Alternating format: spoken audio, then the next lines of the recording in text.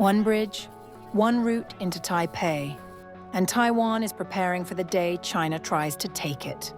Soldiers are laying barbed wire, missile systems are moving into position, and President Lai is rehearsing how his government survives a war. This isn't just another military drill. Taiwan is practicing for an invasion.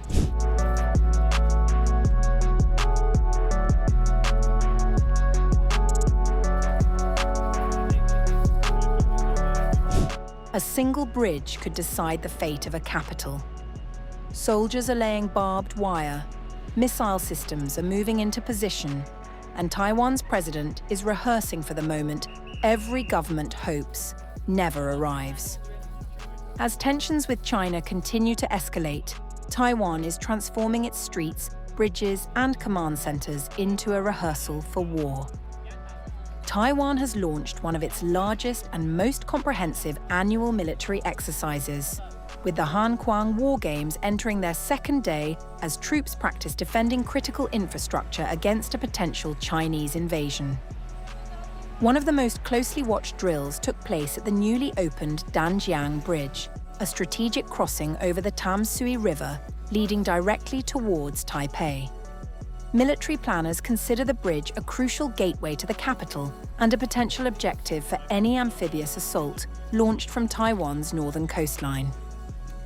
During the overnight exercise, soldiers rapidly deployed barbed wire, sandbags, and defensive barriers while military vehicles rolled onto the bridge and engineering teams established fortified positions.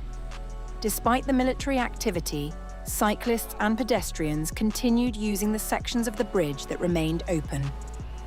According to defense researcher Chie Chung, protecting the Danjiang Bridge would be essential in wartime. If the Danjiang Bridge remains open, its main forces could quickly cross it to reach the northern bank of the Tamsui River and then move into Taipei itself. Therefore, if the Communist Army were to rapidly seize the Danjiang Bridge during wartime and keep it open, it would be able to move large numbers of troops and supplies quickly from its landing base on the southern bank of the Tamsui River to the northern bank. In effect, this would mean entering the outer perimeter of the Taipei garrison area. While soldiers rehearsed battlefield defenses, President Lai Ching-te took part in his first government continuity exercise since assuming office in 2024. The presidential office released photographs showing Lai wearing body armor and a military helmet before traveling in the back of an armored personnel carrier to a secure command center. Officials said the drill tested the government's ability to continue operating during war or other national emergencies by examining command structures, coordination between agencies, and emergency response procedures. The exercise forms part of Taiwan's long-standing One-Chun contingency plan, originally developed during the Cold War to ensure the country's leadership could continue functioning if forced to evacuate during an attack. Elsewhere across the island, the Han Kuang exercises are testing new weapons, tactics, and broader national preparedness. President Lai observed missile launchers being fitted onto Coast Guard vessels, while Taiwan's domestically developed Tiancong 3rd surface-to-air missile systems were deployed near Taipei's Songshan Airport.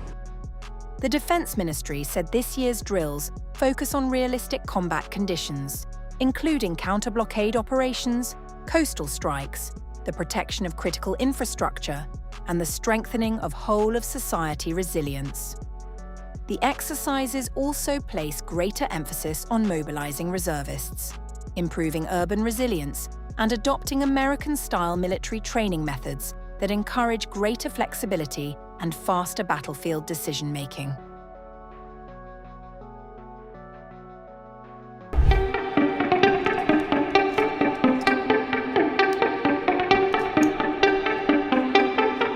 For the next 10 days, Taiwan will rehearse one question above all others. What happens when an enemy attacks?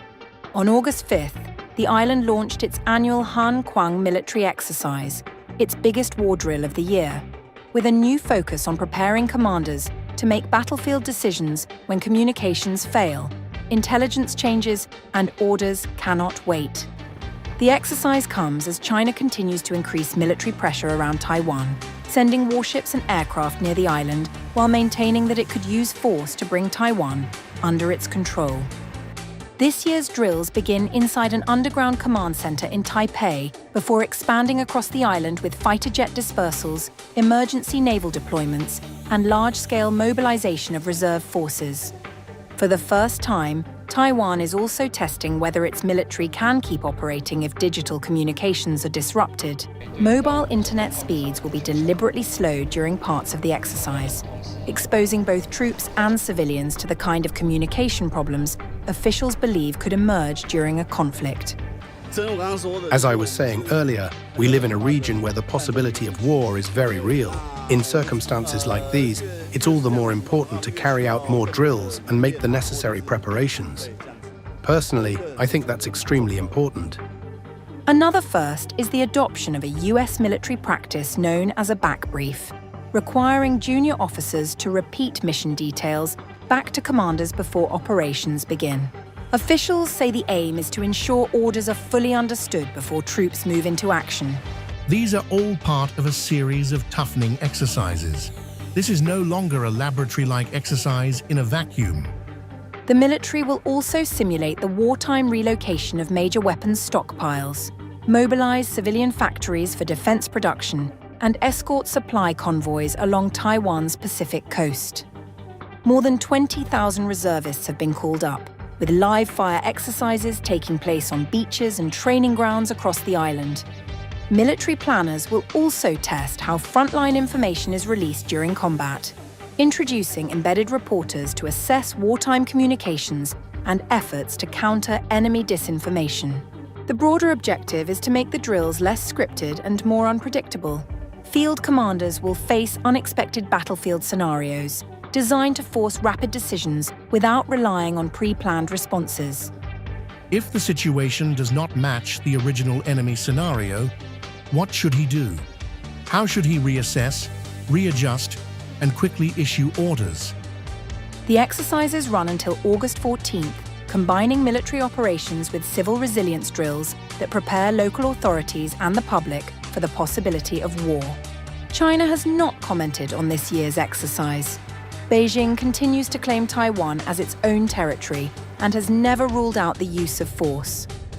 For Taiwan, the message behind this year's drills is clear. The next conflict, if it comes, may not unfold according to any plan. The military is now training for exactly that.